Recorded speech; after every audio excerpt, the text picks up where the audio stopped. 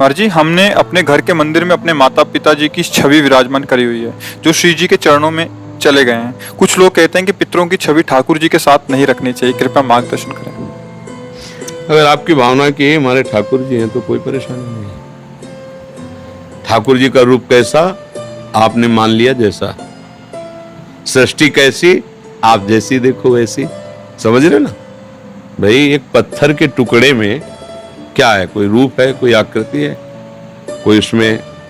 लेकिन हमको जब कि हमारी देवी जी हैं, हमारे भगवान, गांव में देखो ना अधिकतर जो है गांव के जो मंदिर हैं जिनमें पूजा वो सब ऐसे ही है और सारी कामनाएं पूर्ण होती क्योंकि उसमें भगवत भाव हो गया।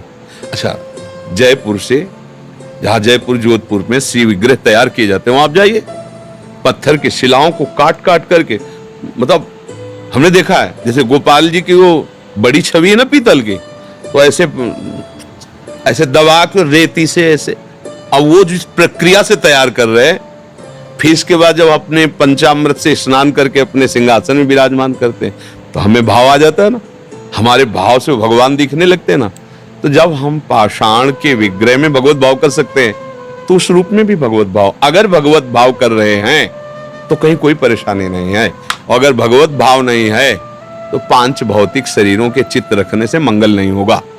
बात समझो, हमारी बात समझना। आंतरिक ये सब नाशवान शरीर है, भगवान का शरीर सच्चिदानंदमय है और उनका है।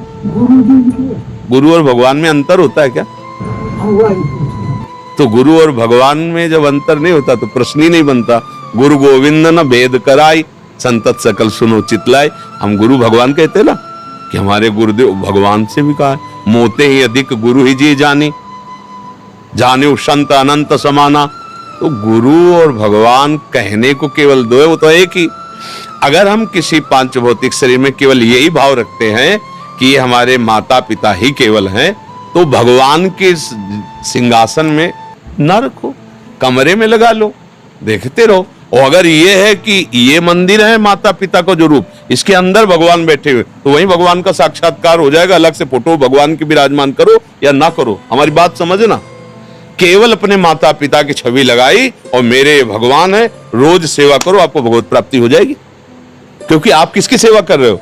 भगवान। तो असली माता पिता वही है ना। और अगर भगवान से हटकर भाव है तो फिर भगवान की विराजमान करो, उनको कमरे में विराजमान कर दो दर्शन करने के लिए।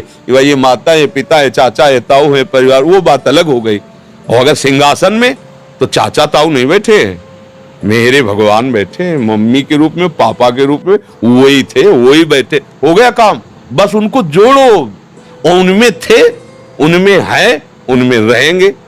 भाव करना है, भाव कर लिया तो पाषाण से भगवान प्रकट हो गए, खंबे से भगवान प्रकट हो गए, कुत्ते से भगवान प्रकट हो गए, भूत से भगवान प्रकट हो गए। तो माता पिता के चित्र से काहे नहीं प्रकट हो जाएंगे?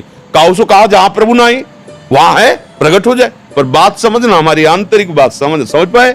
किसका प्रश्न था, आप समझ पाए? बस ठीक।